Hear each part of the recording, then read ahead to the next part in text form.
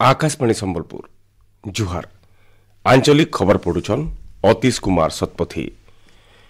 मुख्यमंत्री मोहन चरण माझी एस 30 टा आपत्तिकालीन प्रतिक्रिया सहायता प्रणाली ERSS गाड़ी लोकार्पण करबे। भुवनेश्वर पुलिस सेवा भवन ठाने एस 10:30 बजे गोटे समारोह थी इतर शुभारंभ करबे।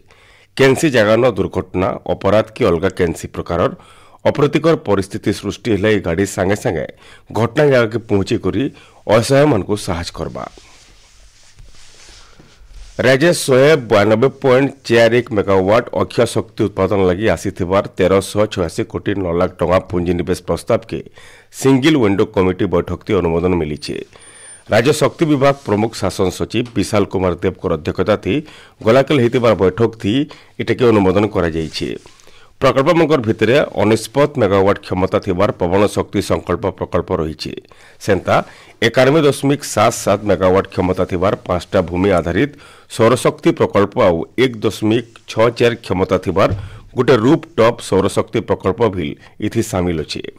इनो जने दे पारे जे राज्य शक्ति विभाग रो single window committee Odisha Akshaya Shakti Niti 2022 अनुसार आज तक 1441.79 मेगावाट अक्षय शक्ति उत्पादन लगी 9781 कोटी 47 लाख टंका निवेश प्रस्ताव के अनुमोदन देइछन। अनुसूचित जाति और जनजाति छात्र छात्री मानकर शिक्षा लगी आरंभ हबार के थिबार माधव सिंह हाथ खर्च योजना ए मासर 31 तारिख न मूल हेबा बोली मुख्यमंत्री मोहन चरण माझी घोषणा करिछन। श्री माझी कहिछन जे माधव सिंह शहीद दिवस थी तांकर जन्मस्थान बरगढ़ न योजना मूल हेबा। ई योजना थी 3 लाख अनुसूचित जाति और अनुसूचित जनजाति छात्र छात्री लाभ पाइबे।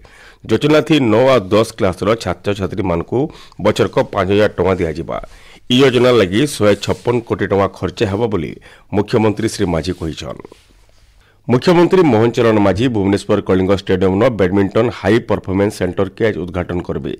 ये कार्यक्रम ती भारत बैडमिंटन संघ सभापति तथा आसाम मुख्यमंत्री डॉक्टर हिमंत बिश्व शर्मा जोग देवार कार्यसूची रही। इतके नेगिरी क्रीड़ा और युव सेवा विभाग तरफ गोटे स्वतंत्र समारोह आयोजन करा जायछि।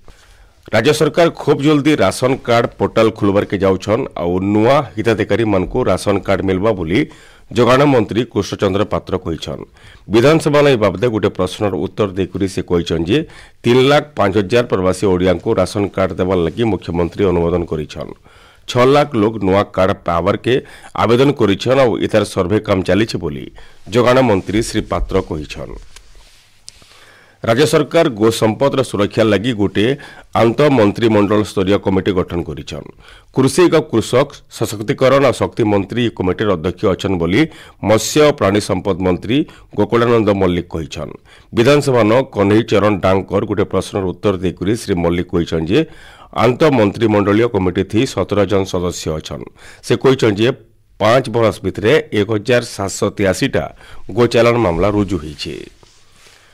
हरियाणार कुरुक्षेत्र 9 नंबर अंतर्राष्ट्रीय गीता महोत्सव ओडिशा मंडप न परिवेशित कर सांस्कृतिक कार्यक्रम दर्शक को विमोहित करिछे। सांस्कृतिक मंच न फी दिन होतुबार ओडिसी सहित डालखाई रसरकेली कंढई नाच गोटीपुओ पशुमुखा घोड़ा नाच ढेमसा घुमरा बागिर केतरा नाच प्रदर्शन करा जाउछे। पुरी श्रीमंदिर न मक्सिर मास उज्जवल पखर द्वादशी तिथि न आज श्री विग्रह मानकर बनक लगी नीति हेबा। इथिर लगी द्वितीय भोग मंडप शेष हेबार होतुरु संजर 6 बजे नु रातिर 10 बजे तक महाप्रभु मानकर दर्शन बंद रहेबा। हेले नीति सरबार होतुरु महाप्रभुकर महास्नान करा जिबार सहित फेर दर्शन आरंभ हेबा।